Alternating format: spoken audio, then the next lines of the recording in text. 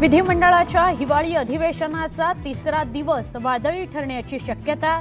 बीड आणि परभणीच्या मुद्द्यावर विधानसभेत होणार चर्चा।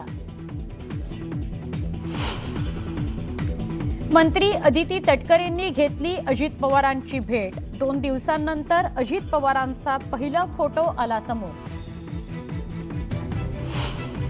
नाशकात आज समता परिषदेची महत्त्वाची बैठक। राज्यभरातून पदाधिकारी हजर राहणार। बैठकीनंतर भुजबळ काय भूमिका घेतात याकडे लक्ष। खाते वाटपात शिवसेनेचा वरचष्मा। शिवसेनेच्या पत्रात नगरविकास, गृहनिर्माण, उद्योग खातं पडणार। एकनाथ शिंदेंच्या शिष्टाईला आलं यश। राम शिंदे विधान भवनात दाखल। विधान परिषदेच्या सभापतीपदाकरता भाजपकडून राम शिंदे भरणार अर्ज। हिवाळी अधिवेशनादरम्यान नागपुरात धडकलं महाराष्ट्र एकीकरण समितीचं शिष्टमंडळ। मुख्यमंत्री देवेंद्र फडणवीसांची घेणार भेट। संभाजीनगरातल्या घाटी रुग्णालयातील परिचारिकांचं कामबंद आंदोलन स्थगित। आज पगार देण्याचं आश्वासन दिल्यानं आंदोलन स्थगित करण्याचा निर्णय।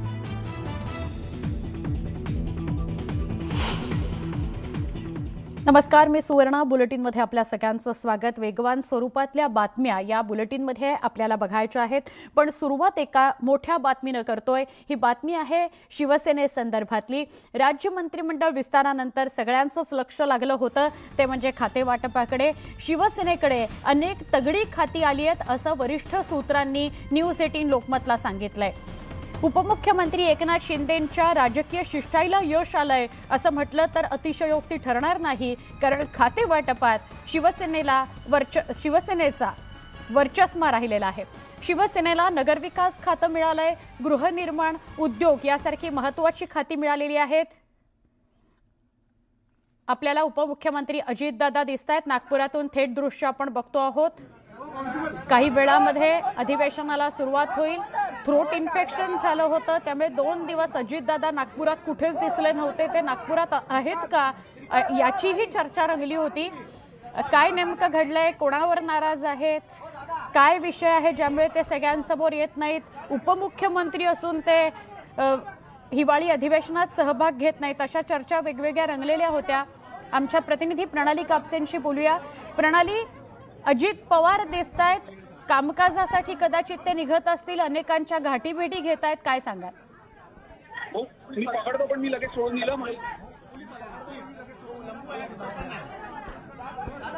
प्रणाली, आवाज येतोय तुम्हाला? प्रणाली, अजितदादा अजित पवार तब्बल 2 दिवसानंतर अजित पवार हे बाहेर निघतात। आपण पाहतोय की कार्यकर्त्यांनी त्यांना गराडा घातलेला आहे।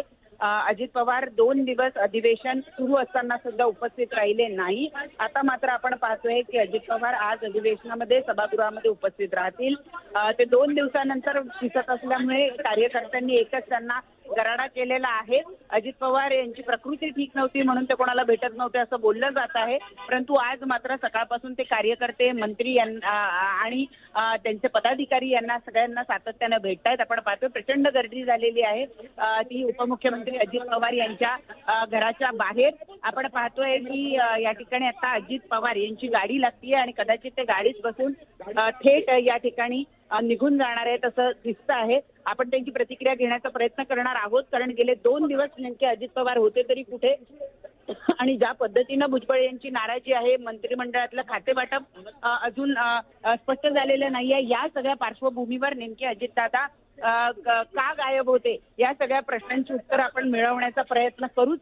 परंतु आपण या ठिकाणी बघतोय की अजितदादा पवार यांची गाडी जी आहे ती या ठिकाणी लागताना आपल्याला बघायला मिळत आहे आणि अजित पवार आज सभागृहामध्ये उपस्थित राहतील आणि आजच्या कामकाजामध्ये ते सहभागी होतील। तत्पूर्वी 12 वाजता खाते वाटपाच्या संदर्भामध्ये बैठक होणार असल्याचं कळतं आहे आणि त्या बैठकीसाठी अजितदादा पवार कदाचित हे निघतायत आणि तिथूनच ते थेट सभागृहात जाणार आहे। एकूण आपण बघितलं तर कार्यकर्त्यांनी अजित पवार यांना गराडा घातलेला आहे। जे सिक्युरिटी गेट आहे ते सुद्धा या ठिकाणी बाजूला काढावं लागतं। इतका मोठा गराडा या ठिकाणी कार्यकर्त्यांचा, पदाधिकाऱ्यांचा अजितदादांना भेटण्यासाठी झालेला आपल्याला बघायला मिळतोय। नक्की, धन्यवाद प्रणाली माहिती दिल्याबद्दल। नागपुरातले थेट दृश्य आपण बघतोय. प्रणाली आपल्यासोबत आहेच. आणि प्रणाली, आज पहिल्या सत्रात म्हणजे अजित पवार आता दृश्यांमध्ये दिसत आहेत, पण त्याच्या आधी खूप साऱ्या घडामोडी घडल्या. म्हणजे त्यांच्याच पक्षाचे काही महत्त्वाचे नेते येऊन त्यांना भेटून गेले होते. त्यात अदिती तटकरे पण होत्या. पण राष्ट्रवादी काँग्रेस शरद पवार गटाचं मोठं नाव शशिकांत शिंदे हे त्यांना भेटायला गेलेले होते. तर याविषयी काय सांगशील? एका बाजूला शशिकांत शिंदे अजित पवारांना भेटले, तिकडे भुजबळांकडे राजापूरकर म्हणून माणूस शिंदेंनी पाठवला. काय नेमकं सांगशील?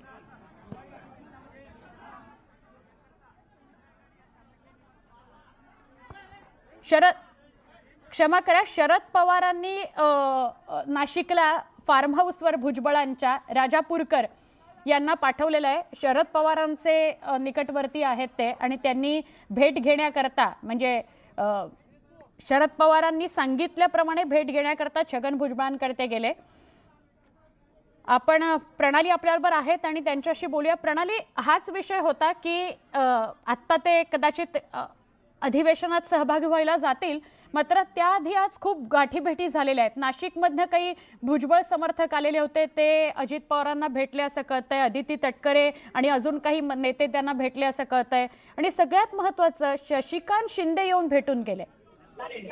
अगदीच आज सकाळपासूनच्या ज्या एकूणच बैठका आहेत किंवा भेटीगाठी आहेत त्या अतिशय चर्चेच्या ठरणार आहेत. कारण आपण जर बघितलं तर आता थोड्या वेळापूर्वी सुरेश धस सुद्धा भेटून गेले. त्यांनी बीड आणि आजूबाजूच्या परिसरातल्या पीक विम्याचा घोटाळा बद्दल माहिती दिली आणि त्याचबरोबर त्यांनी एकूण आता जे देशमुख सरपंच प्रकरण चालू आहे त्या प्रकरणाच्या संदर्भामध्ये सुद्धा अजित पवार यांना माहिती दिली. त्यांना आधीच माहिती होती, परंतु या प्रकरणामध्ये राष्ट्रवादीच्या कार्यकर्त्यांचा थेट संबंध असल्याबद्दलच्या चर्चा आहे. आणि त्यामुळे आज सकाळपासूनच्या ज्या भेटीगाठी म्हणजे सुरेश धस असतील, शशिकांत शिंदे असतील, अदिती तटकरे असतील, ह्या सगळ्याच भेटीगाठी ज्या आहेत त्या आज चर्चेच्या होताना ठरत आहेत. अजित पवार आता इथून निघताहेत. तब्बल 2 दिवस ते कोणाला भेटले नव्हते, त्यामुळे एकच गराडा कार्यकर्त्यांचा पदाधिकाऱ्यांचा झालेला आहे. मंत्र्यांना सुद्धा अजित पवार भेटले नव्हते, त्यामुळे आज सकाळी अदिती तटकरे सुद्धा येऊन त्यांना भेटून गेलेला होता. कारण आज महत्वाचा दिवस आहे. आज खातेवाटप जाहीर होणार आहे. त्यात कोणाला कोणतं खातं मिळतं हा सुद्धा महत्वाचा विषय आहे. अजितदादा आता इथून जातील, आपण त्यांची प्रतिक्रिया घेण्याचा प्रयत्न करणार आहोत, त्यामुळे मी आपल्याला अधिकची माहिती या ठिकाणी देऊ शकणार नाही. नक्की नक्की प्रणाली, धन्यवाद. आपण हे स्पष्ट केलं त्याबद्दल. अजित पवार काही क्षणात आता सभागृहाकडे जातील आणि त्यामुळे प्रणाली त्यांची प्रतिक्रिया घेण्याकरता तिथे उपस्थित आहेत. कदाचित प्रसार माध्यमांशी अजित पवार बोलतील, कारण खूप सारे प्रश्न आहेत. एकाच वेळेला वेगवेगळ्या घडामोडी घडत आहेत. तिकडे छगन भुजबळ नाराज आहेत, आज ते समता परिषदेच्या नेत्यांशी बोलणार आहेत, कार्यकर्त्यांशी बोलणार आहेत आणि कदाचित ते आज काहीतरी भूमिका आपली स्पष्ट करतील. शिंदेंनी क्षमा करा, शरद पवारांनी राजापूरकर यांना तिकडे भेटायला पाठवलेलं आहे छगन भुजबळांना. ही एक गोष्ट. दुसरी गोष्ट आपल्याला ऐकायला मिळाली ती म्हणजे शिंदेंचा खातेवाटपात वर्चस्व आहे. त्यांनी खूप महत्त्वाची खाती मिळवलेली आहेत शिवसेनेकरता. हे नाराजीचं कारण आहे का? 2 दिवस उपमुख्यमंत्री अजित पवार दिसले नाहीत, त्याचं ते पण एक कारण आहे का? खरंच त्यांना थ्रोट इन्फेक्शन झालेलं होतं? अशा वेगवेगळ्या चर्चा एकाच वेळेला वेगवेगळ्या पातळ्यांवर घडत आहेत आणि त्याच्याविषयी अजित पवार स्वतःच अधिक स्पष्ट करू शकतील. प्रणाली कापसे आमच्या प्रतिनिधी कदाचित त्यांची प्रतिक्रिया घेतील आणि ती थेट प्रतिक्रिया आपल्यापर्यंत पोहोचेल. ही जी दृश्य आपण बघतोय ही नागपुरातली आहेत. शासकीय निवासस्थान जे उपमुख्यमंत्री अजित पवार यांचं आहे, तिथून ते बाहेर पडतायत आणि विधिमंडळ परिसराकडे ते जातील तेव्हाची ही दृश्य आहेत. पण खूप समर्थक, खूप लोक त्यांना भेटायला आलेली आहेत, त्यामुळे त्या सगळ्यांशी बोलणं त्यांचं सुरू आहे आणि प्रसारमाध्यमांनाही कदाचित ते प्रतिक्रिया देतील. आज अजून एक महत्त्वाची गोष्ट अशी घडली की या पहिल्या सकाळच्या सत्रातच ते आज कामकाजात सहभागी होतील म्हटल्यानंतर नाशिकमधले काही भुजबळ समर्थक त्यांना भेटायला गेलेले होते. त्यांच्याशी कदाचित बोलणं अजित पवारांचं झालं असेल, कारण आज अजित पवार सकाळपासूनच ते सगळ्यांच्याच गाठीभेटी घेत आहेत. अनेक कार्यकर्ते, नेते सगळे त्यांना भेटायला येत आहेत. त्यांच्या अजितदादा कदाचित प्रतिक्रिया देतील. अजितदादा गाडीत बसलेले आहेत, ते काही प्रतिक्रिया देण्याच्या तयारीत दिसत नाही आहेत. प्रसारमाध्यमांशी एकही शब्द बोललेले नाहीत, प्रसारमाध्यमांना काही उत्तर दिलेलं नाही. गाडीत बसलेले आहेत, पुढच्या सीटवर ते बसलेत. विधिमंडळ परिसराकडे कदाचित ते जातील.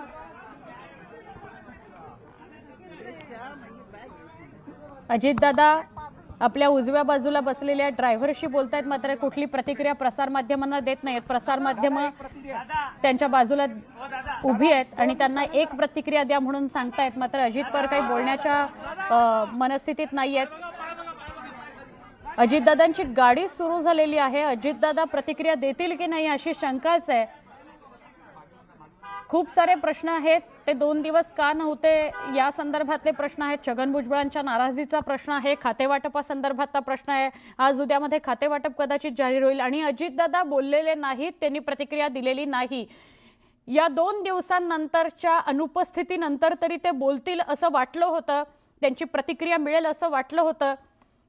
पण आत्ता कदाचित अजित पवार बोलू इच्छित नाहीयेत, त्यांच्याकडे बोलण्यासारखं काही नाही किंवा थ्रोट इन्फेक्शनमुळे ते बोललेले नाहीत, अशा वेगवेगळी कारणं असू शकतात. प्रणाली आपल्याबरोबर जोडल्या जातील आणि पुन्हा एकदा त्यांच्याशी आपण बोलू या विषयासंदर्भात की त्यांनी प्रतिक्रिया का दिली नाही. विधिमंडळ परिसराकडे कदाचित ते रवाना झाले असतील, कारण काही मिनिटांमध्येच कामकाजाला सुरुवात होईल. वेगवेगळ्या विषयांवरून अजित पवार नाराज असू शकतात. त्यातलं पहिलं महत्त्वाचं कारण हेच आहे की खातेवाटपासंदर्भात त्यांच्या सोयीचं असं काही घडलेलं नाही. आता अजून एका महत्त्वाच्या बातमीकडे वळूया. भाजपने राम शिंदे यांना मोठी जबाबदारी दिलेली आहे. विधानसभा मतदारसंघ कर्जत जामखेड विधान परिषदेची जबाबदारी त्यांच्यावर दिली जाणार आहे. राम शिंदे आज अर्ज दाखल करतील असं कळतंय. विधान परिषद सभापती पदाकरता ते अर्ज दाखल करतील असं कळतंय. विधिमंडळ अधिवेशनाच्या या रणधुमाळीमध्ये सध्या विधान परिषदेच्या सभापती निवडीची लगबग बघायला मिळते. विधानसभा अध्यक्षपदी राहुल नार्वेकर यांची निवड झाली आहे. आता विधान परिषद सभापतीपदी कुणाची वर्णी लागते याची उत्सुकता असतानाच काल राम शिंदे यांच्या नावावर शिक्कामोर्तब झाल्याचं कळतंय. विधान परिषद सभापती पदाकरता राम शिंदे यांचं नाव चर्चेत आहे. भाजपकडून आज सकाळी राम शिंदे अर्ज दाखल करणार आहेत. भाजपकडून राम शिंदेंवर मोठी जबाबदारी दिली गेलेली आहे. राम शिंदे भाजप विधिमंडळ कार्यालयातून निघालेले आहेत. थोड्याच वेळात सभापती पदाकरता ते अर्ज दाखल करतील असं कळतंय. आता चंद्रकांत पाटील यांच्या कार्यालयात अर्ज प्रक्रिया पूर्ण करण्याकरता राम शिंदे त्यांच्या कार्यालयात पोहोचलेले आहेत. राम शिंदे यांची दृश्य आपण बघतोय. आज ते विधान परिषदेच्या सभापती पदाकरता अर्ज दाखल करतील. त्यांच्या नावावर शिक्कामोर्तब झालेला आहे. भाजपनं मोठी जबाबदारी त्यांच्यावर देण्याचं निश्चित केलेलं आहे. आमचे प्रतिनिधी उदय जाधव यांच्याशी बोलूया. क्षमा करा, उदय तिमांडे आपल्या सोबत आहेत. खरं तर उदय जाधव, उदय तिमांडे, प्रणाली, राहुल झोरी असे अनेक आमचे प्रतिनिधी आता नागपुरात आणि वेगवेगळ्या बातम्या आपल्याला देत आहेत. उदय, तुम्ही काय सांगाल? राम शिंदे अर्ज दाखल करण्याकरता आता चंद्रकांत पाटील यांच्या दालनामध्ये आहेत का? काय अपडेट? नक्कीच पुढच्या काही मिनिटांमध्ये म्हणजे साधारणतः 11 वाजता जे आहे ते राम शिंदे यांच्याकडून विधान परिषद सभापती पदाचा अर्ज भरला जाणार आहे आणि त्या अर्ज भरताना जे आहे ते मुख्यमंत्री देवेंद्र फडणवीस देखील त्यांच्या सोबत असतील. मात्र त्यापूर्वी अर्ज भरण्याची प्रक्रिया असेल किंवा जी काही कायदेशीर कारवाई असेल ती करायला सुरुवात झालेली आहे. थोड्या वेळा आधी जे आहे ते राम शिंदे यांनी विधिमंडळाचं जे भाजपचं कार्यालय आहे त्या भाजपच्या कार्यालयातील काही पदाधिकाऱ्यांची आणि काही आमदारांची भेट घेतली आणि आता ते चंद्रकांत पाटील यांच्या चेंबरमध्ये आलेले आहे. इथं जी आहे ती कायदेशीर प्रक्रिया आता पूर्ण केली जाते आणि साधारणतः 11 वाजता मुख्यमंत्री आणि बहुधा दोन्ही उपमुख्यमंत्री यांच्या सोबत जाऊन विधिमंडळ सचिवालय इथे राम शिंदे यांच्याकडून उमेदवारी अर्ज जो आहे तो भरला जाणार आहे. जी माहिती मिळते त्यानुसार ही निवड जी आहे ती बिनविरोध होणार आहे. मात्र जी प्रक्रिया आहे निवडीची ती सगळी प्रक्रिया पार पाडण्याच्या प्रक्रियेला जी आहे ती भाजपकडून सुरुवात झालेली आणि स्वतः राम शिंदे आता चंद्रकांत पाटील यांच्या दालनामध्ये जी आहे ती सगळी प्रक्रिया पूर्ण करून घेतात. नक्की, धन्यवाद माहिती दिल्याबद्दल.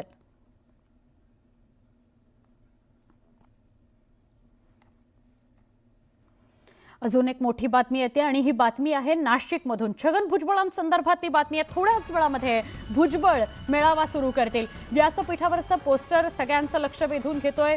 बुलंद आवाज बहुजनांचा असा आशय या पोस्टरवर लिहिण्यात आलाय. भुजबळ काय भूमिका घेतात हे बघणं महत्त्वाचं आहे. संघर्ष योद्धा छगन भुजबळ असं नाव लिहिलं गेलंय. थोड्याच वेळास या मेळाव्याला सुरुवात होईल. व्यासपीठावरचं पोस्टर सगळ्यांचं लक्ष वेधून घेत आहे. बुलंद आवाज बहुजनांचा आणि छगन भुजबळांचा फोटो एवढंच फक्त मागच्या बॅनरवर दिसतं आहे.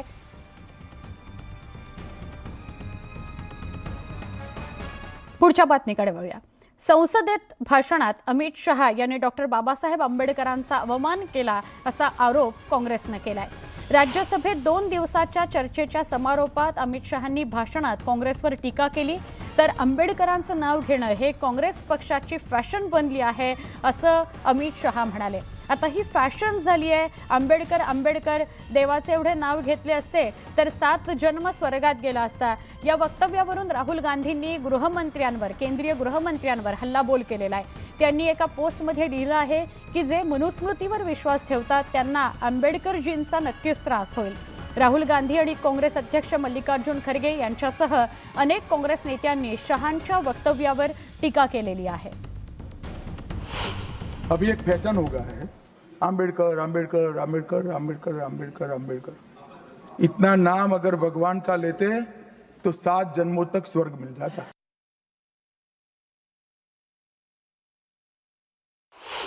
ज्या पद्धतीचं भाषण काल गृहमंत्र्यांचं मी केलं, बघा तुम्ही संविधानावर चर्चा करताय, तुम्ही संविधानावर बोला, देशाच्या परिस्थितीवर बोला. 70 वर्षापूर्वी नेहरूंनी काय केलं आणि काय केलं नाही ह्याच्यावर तुम्ही किती काळ दळण दळणार आहात? तुमच्याकडे स्वतःचं काय बोलण्यासारखं आहे की नाही? हां, पंडित नेहरू अरे पंडित नेहरू इतका महान नेता होता.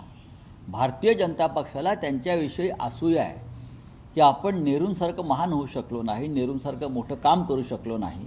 आणि आजही लोक नेहरू करतात ही त्यांच्या मनातली असूया आहे.